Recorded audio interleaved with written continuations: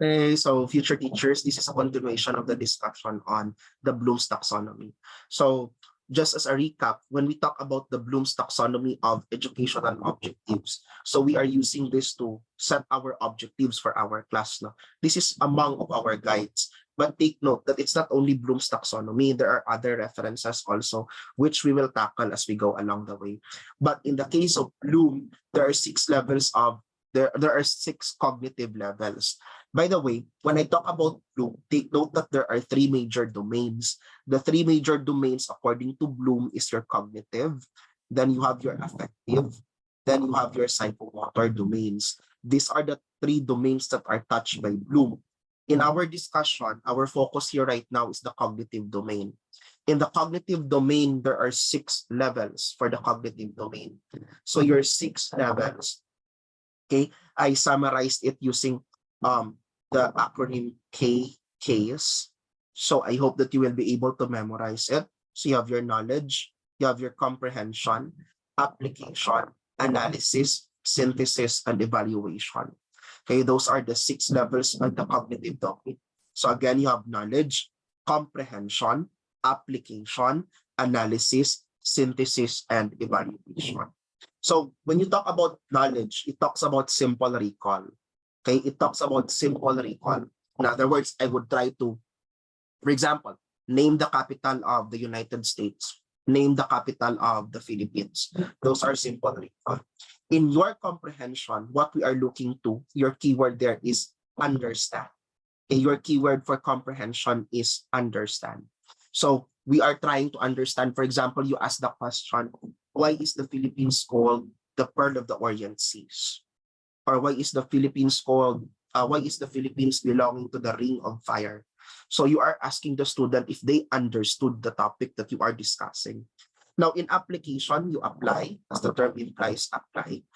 In analysis, you break down. If there is a big whole concept, the students are expected to break it down to several simpler concepts. Okay, that's the key for analysis.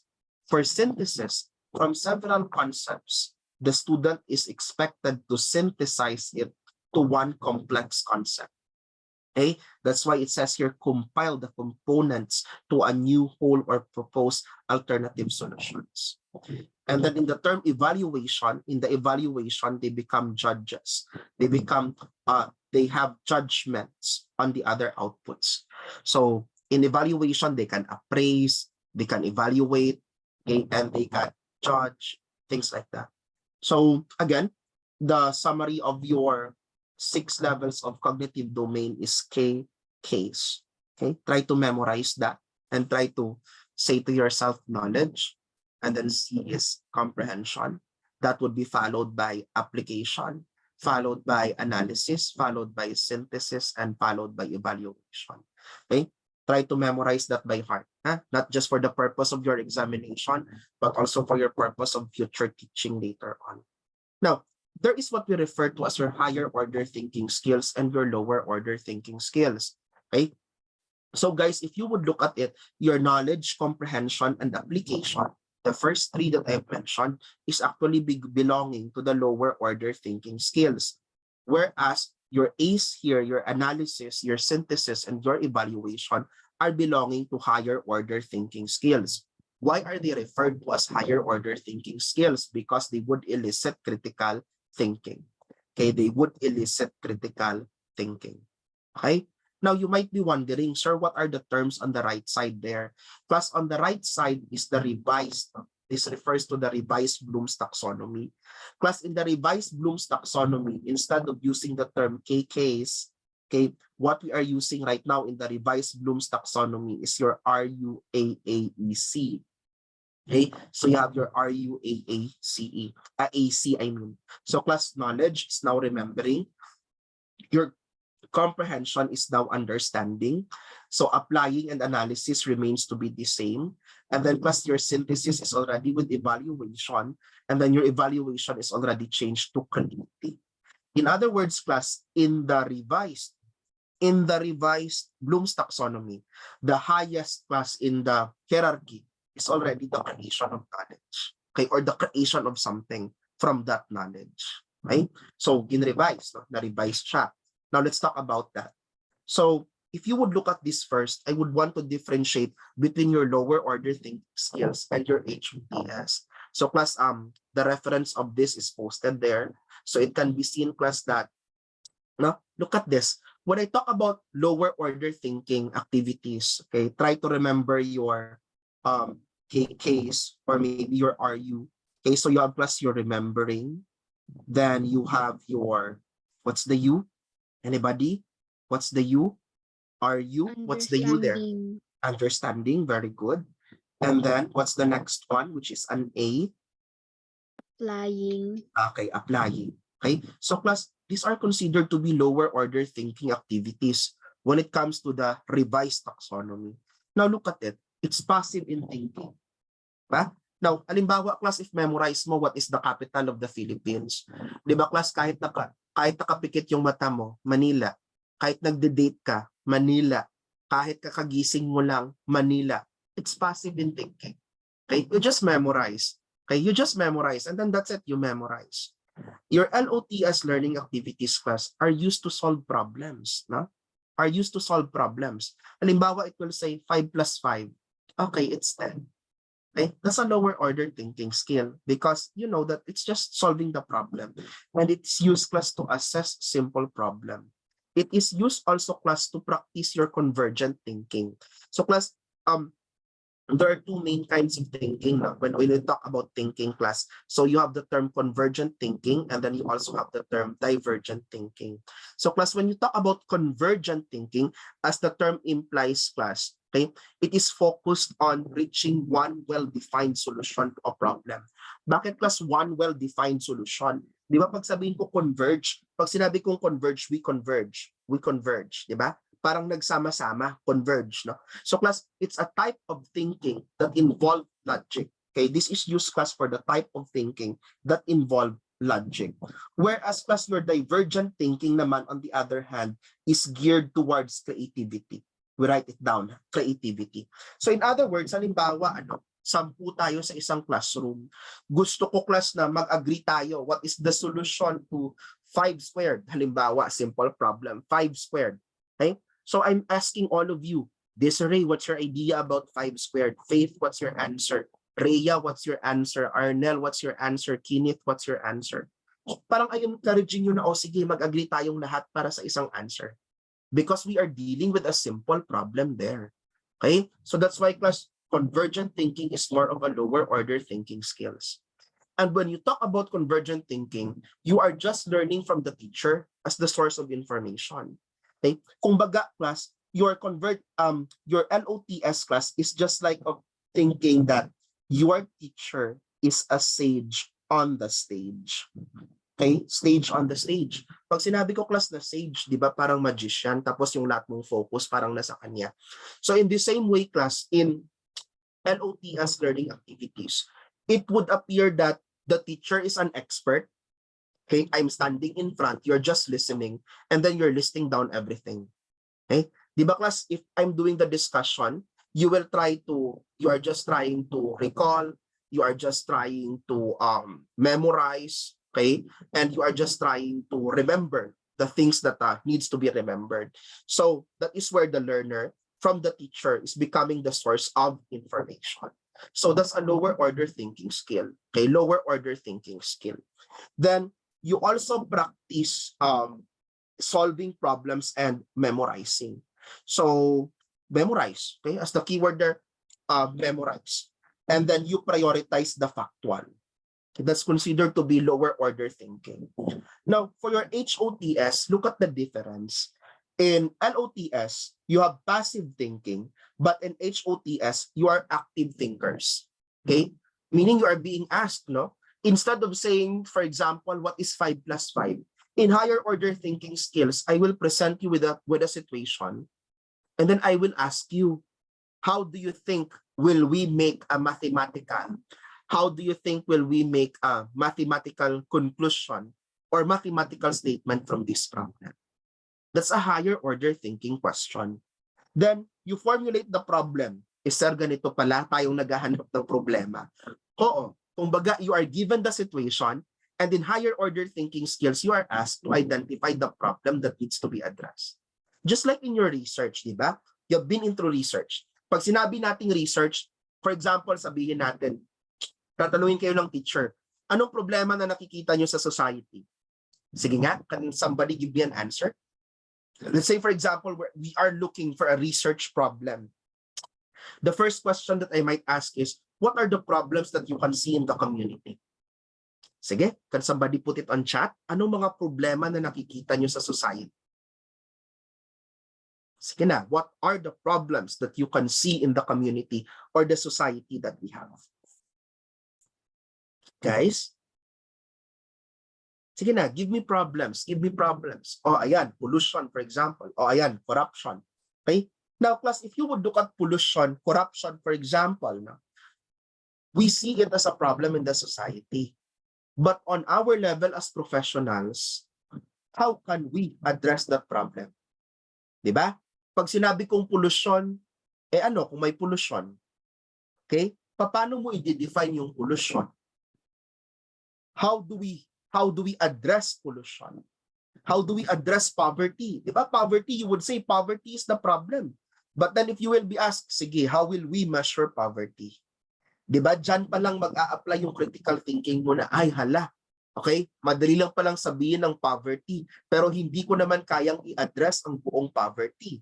Hindi ko naman kayang i-address at baguhin ang discrimination for the duration of my semester. So that is where we formulate the problem.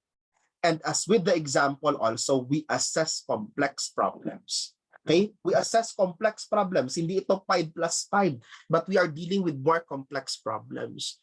And then plus divergent thinking. So halimbawa, no, we talk about discrimination as mentioned here by Jade. So pag sinabi ko class na divergent thinking, tatanungin ko kayo. Okay? Crystal, what do you think about discrimination? Kay Rhea, what do you think about discrimination? Daniel, what do you think about discrimination? Kahit magkaiba-iba man kayo ng idea, we welcome it because we are into divergent thinking. So pag sinabi ko class na divergent thinking, it allows for differences, it allows for creativity in thinking. Halimbawa sabihin for example ng isa sa inyo na ay sir, discrimination, matagal na yan.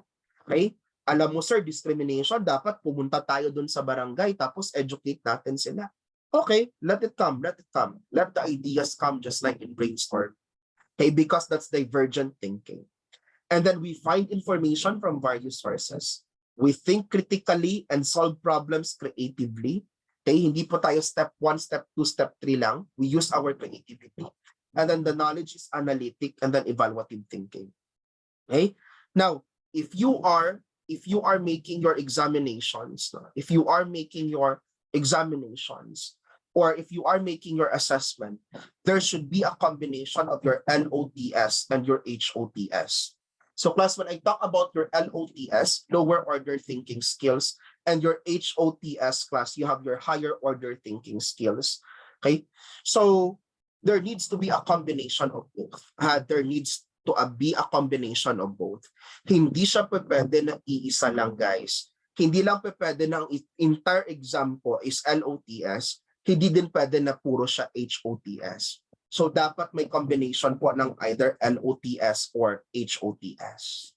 Okay? Now, the Bloom's taxonomy of educational objectives would actually provide us as teachers with a structured guide in formulating specific learning. Other than that class, it also guide their assessment of the student in the classroom. Okay, so class, halimbawa, no, pag i-apply ko yung Bloom's taxonomy, isa sa mga objectives ko is that after the end of my lesson, my students will be able to name the parts of the flower. Okay? Now, class, for some teachers, parang sasabihin, itong objective, pakulit-kulit lang to, pagsasayang ng ballpen. Pero if you would look at it, it gives us a guide to formulate the specific learning. If I know that my objective is to name the parts of the flower, I know that I need to ask my students to bring a flower so that they can examine it in class. Okay? Yan po yung ginagawa natin. Pagkatapos, you guide for their assessment of the classroom they guide for their assessment of learning. Okay, they guide for their assessment of learning. So, ibig sabihin class, anong ibig sabihin ng guide? So, di ba sabi natin class, objectives, una-una nating ginagawa, objectives or outcomes. So, una nating gagawin outcomes. Pagkatapos ng outcomes, dyan mangyayari yung instruction natin. Tapos dyan mangyayari yung design natin. Okay? Tapos dyan mangyayari yung dyan mangyayari or dyan manggagaling yung assessment natin. Okay? So class outcomes will become instruction, design, and assessment. Okay? Instructions, design, and assessment will be the basis of your outcome. Di ba? Paulit-ulit kong sinasabi yan. So in the same way, class, in Bloom's taxonomy, it will be able to guide your assessment of the student learning in the class. And then class, teachers must identify the level of expertise that they expect the learners to achieve and demonstrate. So for example, at the end of the class, I would want my students to draw and label the specific parts of the flower. Okay? Right there and then I know that at the end of the class, these are the things that they need to achieve and demonstrate.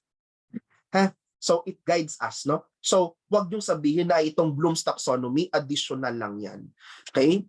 Yan Bloom's taxonomy, additional lang yan. So it's not, no? It actually guides us in our practice. Now, you have the revised Bloom's taxonomy of educational objective by Anderson and Crathone. Okay, so in 2001, this is revised by Anderson and Crathone. So, class, meron tayong tinatawag na two-dimensional approach. Ano po yung two-dimensional approach na sinasabi ni Anderson at ng kasama niya noong 2001? Sabi niya daw, class, for the objectives to be effective, dapat po may dalawang part siya. One, class, is the cognitive process dimension. And the next part is what you refer to as your knowledge dimension. Again, class, you have the cognitive process dimension and then the knowledge dimension. I made here a simple differentiation that I hope you will be able to remember. When I talk about the cognitive process dimension, dear students, it refers to the verb. Okay, when I talk about the knowledge dimension, it refers to the noun. Okay, so again, class, when I talk about the cognitive process dimension, you talk about the verb. When I talk about knowledge dimension, it talks about the noun. Okay? So, class, pag titingnan natin, may letters ang nakalagay dyan. This corresponds to your remembering, understanding. Then you also have your application or applying. Then you have your analyzing, evaluating, and then you have your creating. Okay? So, class, tingnan natin. Okay? Pag, sige, discuss muna siya natin or bigyan muna natin ng example. Now, pag titingnan po natin, according to the revision, okay, this is an example, no, which I actually called out from your textbook. Okay. In a little while. Okay, so class, look at the example. This is an objective now, example from your textbook. It says students will be able to differentiate qualitative and quantitative research. So if you would look at the term differentiate, plus your differentiate there is the cognitive process. That cognitive process, class, is a verb, di ba? Kung babalik tayo sa English, kung ano yung noun at saka verb, kung nakikita nyo differentiate there would be the action word, and that action word, class, represents the cognitive process. Now, how about this text underlined in red? Qualitative research and quantitative research. So your qualitative research and quantitative research, class, this is an example of your conceptual, which is the type of knowledge. Okay? Now, balik ako sa previous slide para mas maalala natin, ano? Now, class, doon tayo class sa pag doon tayo class sa two-dimensional approach. Sa two-dimensional approach, class, sabi ko, dalawang dimension. You have the cognitive process dimension and then the knowledge dimension. Okay, remember that, the two dimensions. You have the cognitive process dimension and then the knowledge dimension. Pag sinabi ko class na cognitive process, that's the verb. Pag sinabi ko class na knowledge dimension, that's the noun. I don't know with you, but sometimes it helps me class if I would write CV. That makes me remember that the cognitive is a verb, the knowledge is the noun. Okay, so KN. I don't know if it helps on your end. But if you would look at again the example, so you can notice here, class, that the term differentiate class is a verb. And then class, this topic that we are talking about is already your noun, which is the type of knowledge that we are having. Okay, so again, tulad ng sabi ko kanina, cognitive, verb, knowledge class is your noun.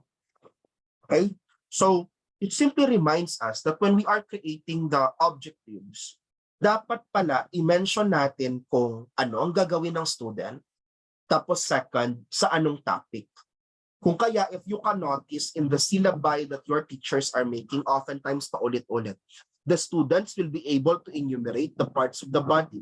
Second, the students will be able to label the parts of the body. Third, the students will be able to name the parts of the body. So parang paulit-ulit yung parts of the body, etc. Okay? So parang ganun, class, ha?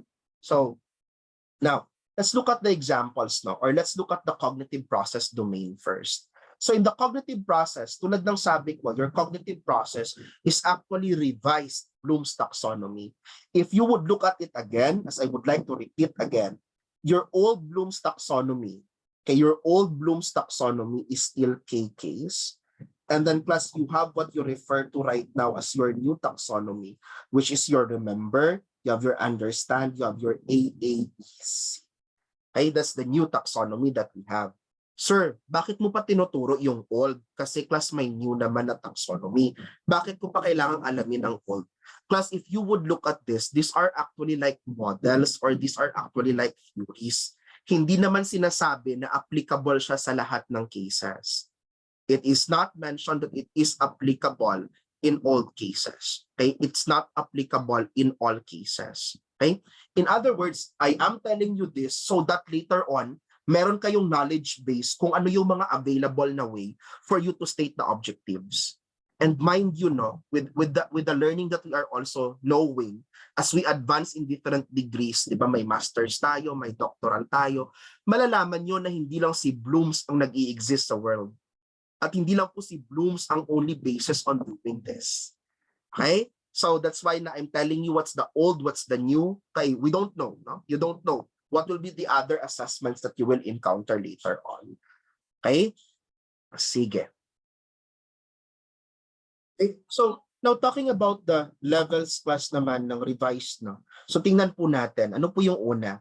So sa una class, you have the term create. Okay, so the discussion here is from top to bottom, ha? So yung highest, yung una ning diniscuss. So you have your create class. In the create, we combine the parts to make a whole. Don't memorize. Tingnan nyo yung definition ng word na create. Yung pag sinabi natin create, gumawa tayo. And kapag gumagawa tayo, we combine parts naman talaga to make a whole. So example, to compose a song, to produce a product, to develop a program, to formulate perhaps a health education program, to design, to construct, to propose, and to recognize. Those are examples of create. No? Next is your evaluate. In evaluate, it's judging the value of the information. So in the old taxonomy, we usually use the term appraise. We also use the term evaluate, critic, and judge. Example, critic the latest film watch. Use the critic guidelines and format discussed in class. Okay? Ganon. Now, on the next one, you have your analyze. Sa analyze class, we break down information into parts. Okay? So ano pong ibig sabihin yan? For example, is analyze, calculate, examine, differentiate, organize, and classify. So example here is to classify the chemical elements based on their categories or areas. On the next one, apply. So in apply class, we apply the facts, rules, and ideas in another context. So example, solve the following problems using the different measures of central tendency. Okay? So kumbaga, the students knew that the measures of central tendency are mean, median, and mode. So class, kapag ang measures ng central tendency ay mean, median, and mode, your students will now apply that to a problem. That's why it's considered to be application. Okay? Now, next naman is your understanding. Doon sa understanding class, it understands what the information means. So for example, describe, interpret, explain. A sample objective here is to explain the causes of malnutrition in the country. And then class, lastly, you have your remember. In your remember, you recognize and recall facts. And when you are recognizing and recalling facts, Example, identify, list, name, underline. So name the 7th president of the Philippines. Now, let's try to put it in a context. Okay? Di ba, mas prefer kong i-memorize nyo siya from lowest to highest, pero depende na sa inyo, ha? So you have your R-U-A-A-E-C. Okay? Now, class R is remember. What's U again? Help me recall, class. What's U? Sige nga. What's U? Understanding. Very good. Understanding. Very good. How about the first A? Remembering. A. Analyzing. Analyzing. What's first? Is it Applying. applying or Applying. analyzing? Applying. Applying. That's cute. Okay, another A is? Analyzing. Analyzing. Very good. Analyzing. How about E? What's E? Evaluating. Very good. We have your evaluating. And another C is? Creating. Creating. Okay. Now, let's talk about science and health. My objective is my student will be able to define malnutrition. Where does that fall? Remembering, understanding, applying, analyzing, evaluating.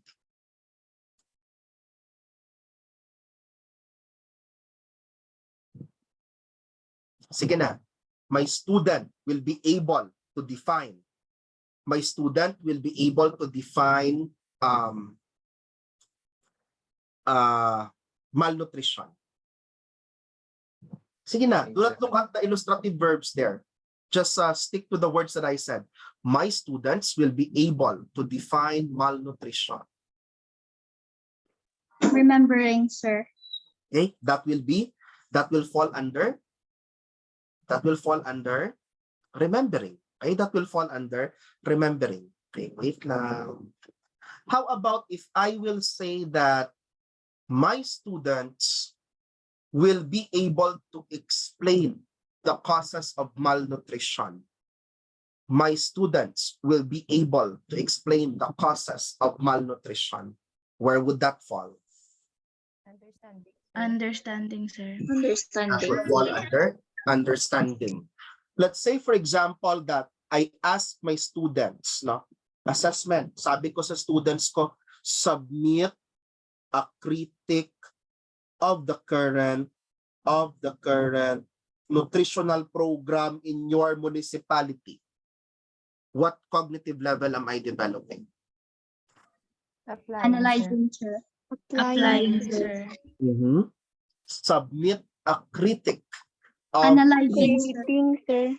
again. Creating. Creating.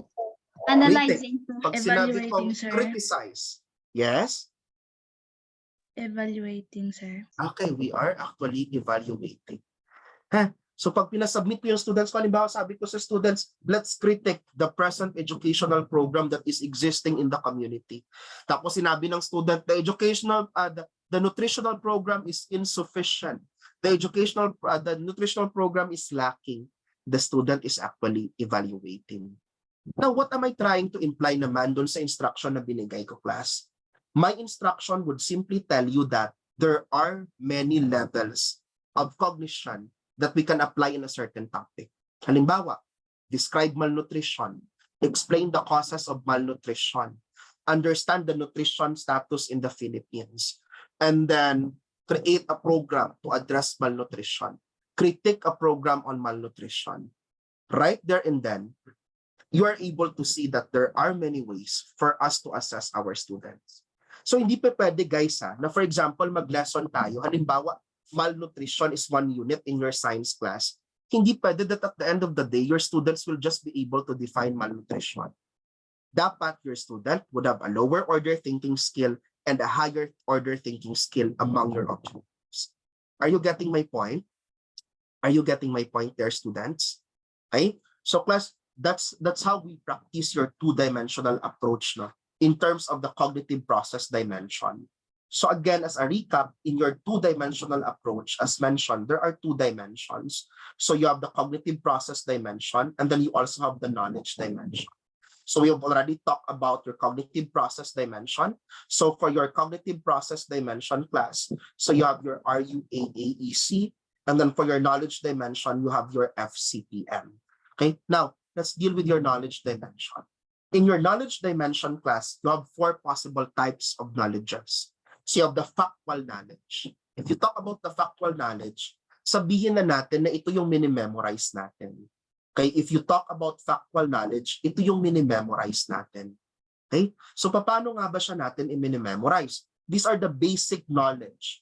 Who, where, what, when. Okay, who is the national hero of the Philippines? Where did the Cryo Bataan happen? What happened in July 12 or June 12? When did it occur?